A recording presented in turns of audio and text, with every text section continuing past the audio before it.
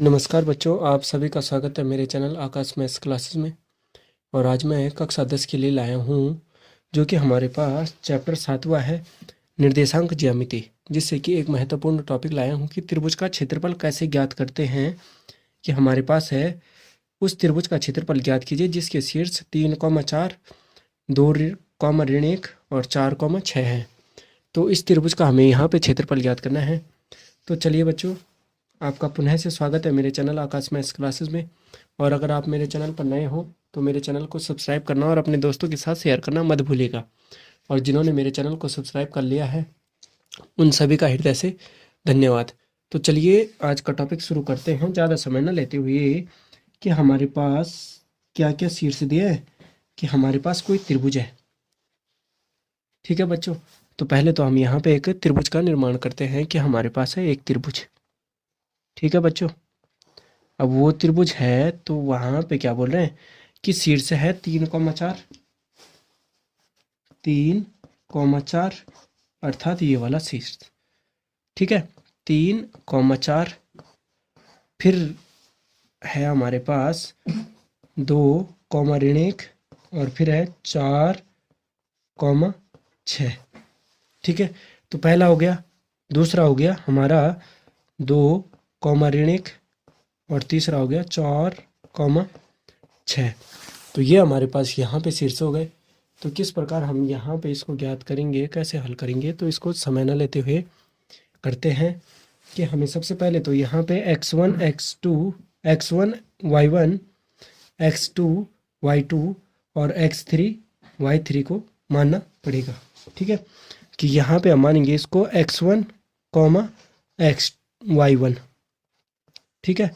फिर यहाँ पे x2 y2, फिर यहाँ पे x3 y3, ये तीनों हमारे पास हो जाएंगे इसके शीर्ष। तो यहाँ पे हमें इसका मान रखना है त्रिभुज के क्षेत्रफल वाले सूत्र में, ठीक है। तो यहाँ पे हम क्षेत्रफल कैसे ज्ञात करते हैं, पहले उसका यहाँ पे सूत्र लिख देते हैं, ठीक है। कि त्रिभुज का क्षेत्रफल का सूत्र हमारे पास क्या है। बड़ा ही आसान है बच्चों, बस आपको यहाँ पे एक ही चीज़ समझनी है कि हमारे पास दिया है कि 1/2, क्योंकि आपको पता है त्रिभुज होता है तो आधा है, ठीक है। कि यहाँ पे है x1 है, गुणा करना है, क्या कर देना है हमें y2 में से y3 को घटा देना है, ठीक है। धन क्या हो जाएगा x2, ठीक है। उसमें क्या हो जाएगा कि y3 में से y1 को घटा देना है, फिर क्या हो जाएगा x3, ठीक है। जिसमें कि y1 में से y2 को घटा देना है। इस प्रकार हमें इस प्रश्न को इस सूत्र के माध्यम से हल करना है।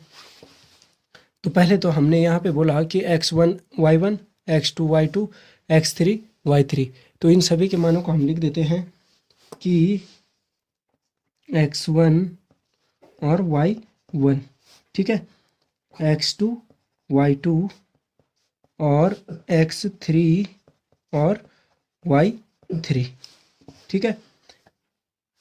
तो x1 हो जाएगा 3,4, 3 और 4, ठीक है। x1 हो गया 3 और 4, और x2 y2 हो गया 2 और -1, ठीक है। और x3 y3 हो जाएगा, ठीक है। यहाँ पे ध्यान देना कि x3 और y3 हमारे पास हो जाएगा, ठीक है। यह है सॉरी, यहाँ पे हो जाएगा हमारा जो यहाँ पे मान दिया है वो हो जाएगा -6, ठीक है। ये क्या हो जाएगा -6, ठीक। कि x3 तो हो जाएगा हमारे पास 4 और y3 क्या हो जाएगा -6, ठीक है। इतना हो गया बच्चों। अब चलिए इस प्यारे से मान को हम करते हैं समीकरण, सूत्र जो हमने यहाँ पे लिखा है उसमें रखते हैं कि 1/2 है, x1 कितना हमारे पास 3 है, x2 कितना हमारे पास 2 है, और x3 कितना है 4 है, ठीक है। और y2 में से y1 को घटाना है, ठीक है। y2 में से y1 को घटाना है, ठीक है ना। कि y2 में से, ठीक बच्चों। अब देखो यहाँ पे हमने, चलिए कोई नहीं, x1 है हमारा कितना 3 है, मान रख देते हैं और y2 कितना है, ऋण 1 है। ठीक है, तो ऋण 1 धन कितना हो जाएगा, सॉरी ऋण हो जाएगा बीच में, हमारे पास कितना है, y3 है हमारे पास ऋण 6। ठीक है, ऋण 6 हो गया, धन क्या हो जाएगा, x2 कितना हमारे पास 2 है, और फिर है हमारे पास y3 में से, ठीक है, y3 में से y1 को घटा देना है, तो ऋण 6 और ऋण 4। ठीक है, इतना हो गया। फिर हमारे पास क्या हो जाएगा, y3 x3 है हमारे पास कितना 4। ठीक, और y1 कितना हमारे पास, y1 है 1, y1 कितना है 4 है। ठीक है, और y2 कितना है ऋण 1। ठीक, कि y1 है हमारे पास 4 और y2 कितना है हमारे पास ऋण और ऋण 1। ठीक है, ये हो जाएगा हमारे पास इतना, ये हो गया। तो अब इसको सरल कैसे करना है कि 1/2 हो गया। ठीक है, अब 3 हो गया, तो पहले तो आपको पता है कि हम ब्रैकेट के अंदर का हल करते हैं। ऋण हो गया और ऋण ऋण का क्या हो गया, धन 6। ठीक, धन 2 और ऋण ऋण का क्या हो जाएगा, धन हो जाएगा, तो ये कितना हो जाएगा, ऋण 10। ठीक है बच्चों, धन 4 गुणे कितना हो जाएगा 4 और ऋण ऋण का धन 1। ठीक है, 1 हो गया, है ना बच्चों, 1 हो गया। तो चलिए इसको हल करते हैं, फिर आगे बढ़ते हैं कि ये हो जाएगा हमारा 1/2। ठीक, और 6 है और 3 गुणा कितना हो जाएगा, देखिए 6 है धन का और ये ऋण का है, तो धन ऋण का ऋण और धनात्मक ही चिन्ह आएगा, तो 6 में से 1 जाएगा तो कितना बचेगा 5। धन 2 गुणा 10 है, तो 2 दाई कितना हो जाएगा, देखिए यहाँ पे 2 दाई कितना हो जाएगा 20। ठीक है, और 20 हो जाएगा तो वो क्या हो जाएगा, ऋण का हो जाएगा। ठीक है, धन कितना हो जाएगा, 4 और 1 5 है, तो 4 गुणा 5। ठीक है, 4 गुणे 5 हो जाएगा, तो तब हमारे पास हो जाएगा 1/2, और इसको सरल करते हैं तो 3 पंजे कितना हो गया 15। ठीक है, 15 हो गया, और धन ऋण का ऋण हो गया 20। ठीक, ठीक है बच्चों, और 4 पंजे 20, चलिए कोई नहीं, 4 पंजे कितना हो जाएगा 20 हो गया, तो तब हमारे पास कितना हो जाएगा, तब चलिए यहाँ पे इसको हल करते हैं अंतिम का दूसरे।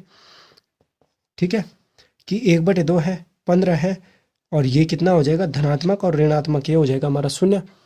तो 1/2 गुणे 15, तो आपको पता है कि 15 एकम 15/2 हो गया, तो 15/2 हो गया, तो इसका क्षेत्रफल कितना हो जाएगा, दशमलव में भी आ सकता है, 2 एकम 2 और 2 सत्ते 14 और 2 पंजे 10, तो 7.5 वर्ग मात्रक आ जाएगा हमारा इसका क्षेत्रफल।